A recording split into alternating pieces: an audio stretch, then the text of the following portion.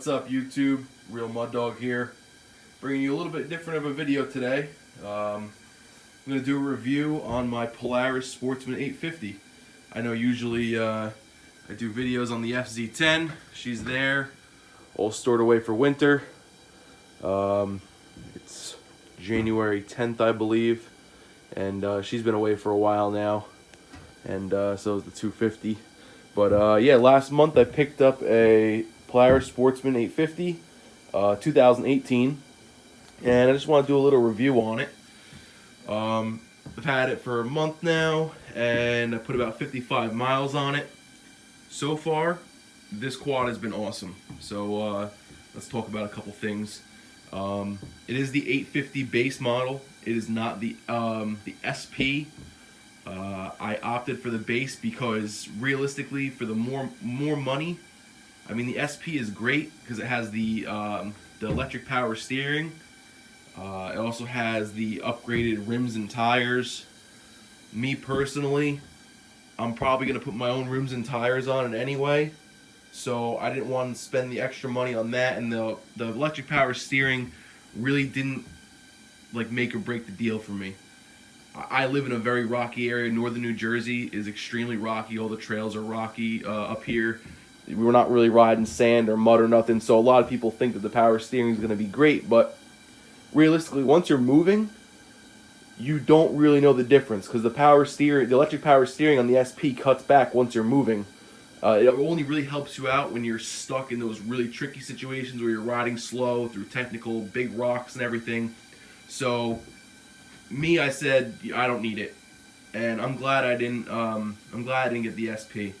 This was definitely the best bang for your buck, the base model. And I picked the green because I like the green. I didn't really like the red. Whatever. I think it looks pretty good. I was also looking into the Grizzly, the 700, but for the money, the value, the price comparison, and what you get with this versus the Grizzly, I just went with this. Just so much more usable features and a lot more power, ridiculous power. This 850 puts out 78 horsepower, and I think the Grizzly is at like 46, I want to say, 46 horsepower. So it's a huge power difference.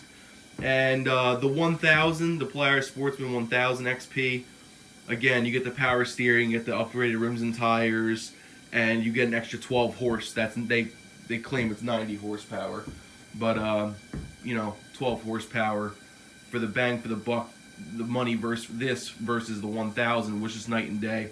I'm going with this thing all day, and I'm glad I did because it is a great quad so far. I had nothing but fun on it. It is ballsy, has all the balls you need. Don't think that it's oh, I need the 1000 to keep up with you know, your buddies with the 1000s and everything, because this thing will keep up with them. The all-wheel drive system's great so far. Haven't gotten stuck. I mean, we got snow right now, and we went riding a couple weeks ago in the woods in the snow, and I didn't even have to use four-wheel, just ride on trails. The only time I put it in four-wheel was going through a river and over some railroad tracks, but besides that, this thing's great. The seat is comfortable. These back racks are pretty sweet. You know, standard. You got your back, your little storage compartment there. They claim they're all watertight, but I don't know. I haven't really sunk the thing yet, so I guess one day I'll find out if they're actually watertight or not. Trans is great. It shifts good. You know, the display on this is great. It actually has the same display as like the Razors and stuff. It's pretty cool. You got all your different settings. It tells you. Oh, got a glare here. All your trips, odometers, volts, engine time, your service intervals, your total time the vehicle's on, engine temp, RPM. It has everything on here. It's great. This display is great. You change the color to red if you want to. So it has a lot of good features on it. The big deal was between the 18 and the 17. Sorry about that. Hit the button on my phone. The big deal between me and the 17 was these A-arms here. The 18 comes with the arched A-arms. I don't know if you can see that. I'm kind of like bending down right now, but you get a lot more ground clearance with these arched A-arms front and rear. So that was kind of the deal breaker. Plus, I couldn't really find any 17s out there. But here's the rear A-arms here. They're awesome for the ground clearance. You can go over some pretty big shit with this thing without worrying about scraping. And that was a huge deal for me. I definitely wanted those. My buddy who has the 1000 XP also has the arched A-arms on 2017. And you can pretty much go over anything you want without trouble. So the only thing I've done to it so far is put on these the Polaris, just the hand guards, cheap ones. Don't need nothing special. The headlights can use upgrading.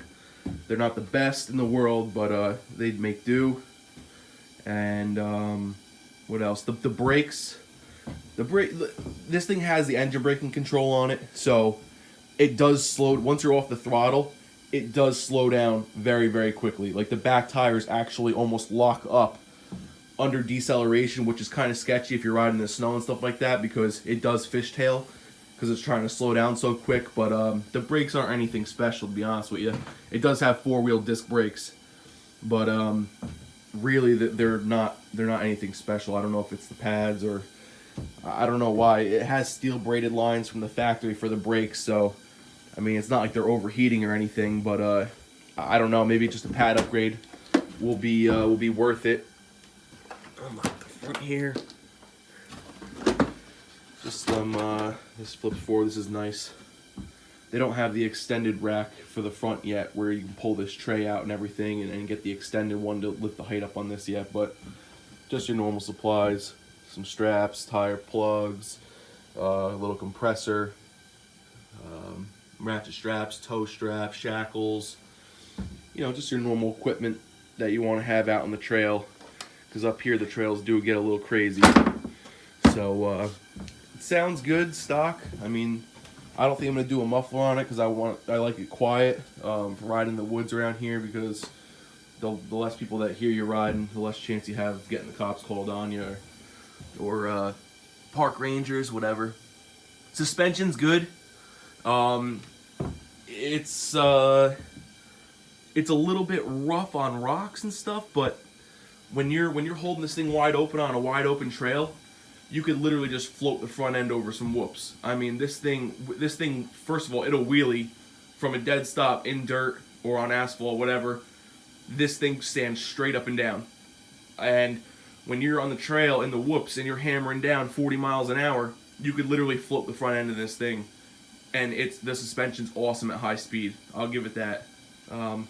Low speed riding, it's a little jolty, but I mean, it's stock suspension. It's on the softest setting right now. It's still got to be broken in, so, and it's super cold here, so it probably takes a little time for the shocks to warm up. So maybe in the summertime in some warmer weather, it'll kind of like soften up a little bit for the slower riding and the rockier trails.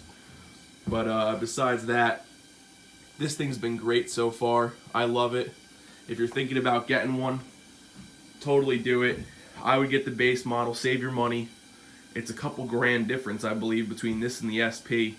For the power steering and for the rims and tires that you're probably going to upgrade anyway, I would just go with the base and save the extra cash. I don't regret it at all. Obviously, I still got to get skid plates and everything like that. The thing's brand new. I'm going to do some mods to it. I'm going to put the 1000 taillight on here. I mean, this has the 2 LEDs on the sides here. It's a pretty mean ass, but the 1000 has the third brake light that runs all the way across here. That panel pops right out, and I can put the 1000 the center taillight in and get that going. I gotta get front and back bumpers still. Just your normal protection stuff that you need to get. I'm probably gonna get the big Polaris case for the back here, and the lock and ride system. I haven't used it yet, but it seems to be pretty cool. It just slides right in here. You turn the things, and it holds with the Polaris lock and ride system. And you can also use these to strap stuff to the back with ratchet straps or whatever you got if you don't have the Polaris lock and ride system. But yeah, this thing's a total beast. If you're thinking about getting one, definitely pick one of these up. You will not be you'll not be upset with it. Excuse me. And plus with the 1000s, they were having a problem. My buddy, he's broken 3 axles already in his 1000. I think he was saying that they used the same axles on the 1000 as the 450 or the 570. So you're talking like a 40 horsepower difference, and they're running the same axles in the 1000, and he's just getting spherical brakes in the actual axles, just snapping them. And I think Polaris fixed the problem. His quad was just up at the dealership, and I think they updated the part number, so I think they did a revised axles for the 1000 because they just couldn't handle the power, you know. But I'm gonna get some heated grips, heated thumb throttle, just stuff for the winter and everything like that, just to have it so it's not so cold out. It's actually like a heat wave today. I think it's like 29 degrees out right now, and that's a blessing because it's been below 0. So, and I've had this thing out. I was out on a lake, and I've had it out in the snow and everything like that. Thing runs great in the cold weather. No problem starting anything. It just eats up anything you can throw at it. So yeah, just a little review for you. Like I said, actually gets pretty good gas mileage. Talk about that for a sec. I went riding, I think we did 21, 22 miles one time, and I think I only used a little bit over a quarter of a tank on 20-something miles, and that's hammering down pretty hard. That's not just putting around. This is like, I'm talking some pretty far riding and some pretty hard riding. Like, you know, a lot of wide open stuff, a lot of full throttle action. So, gets pretty good gas mileage, to be honest with you. I think it has a it's either a 4.7 gallon tank or a 5 gallon. I think it's a 5 gallon tank in this. So gas really hasn't been an issue as far as like running low on fuel or anything. So that's a big plus.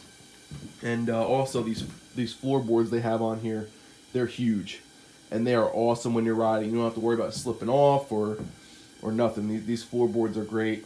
The grips are just, you know, little plastic grips, but they hold your foot in there pretty well. Besides that, I can't say anything bad about this thing. It is an awesome machine, a lot of fun, really good bang for your buck. I'll do an updated video if I break anything or if stuff starts going wrong with it, and I don't know. We'll see what happens. It's still new. It's only a month old and got 55 miles on it, and we'll see how she holds up over time as far as quality with the Polaris. A lot of people say they're cheaper and they're good bang for your buck, but they break a lot. But we'll see what happens. You know, if anyone else out there has this quad, the 850, post comments about what you like about it, what you don't like about it, to let people know what they want to buy before they buy it and spend the money, so they know what they're getting. But I definitely give this quad a thumbs up. It's been awesome so far. Hopefully it stays that way for a long time. But I'm excited to do some more videos with the FZ10 once springtime rolls around. I'm going to be doing some mods. Probably going to bite the bullet, get the exhaust. I still got to get a whole bunch of stuff for that bike. I got to get spools for the rear stand. I got to get, oh god, frame sliders, bar ends, mirrors, the exhaust, the tune, the servo buddy to pull out the servo. I got a whole bunch of stuff to do on that, plus it needs an oil change and everything right off the bat before we even pull it out of there, pull it out of the shed. But a lot of updates going on the FC10 this year, so that should be fun.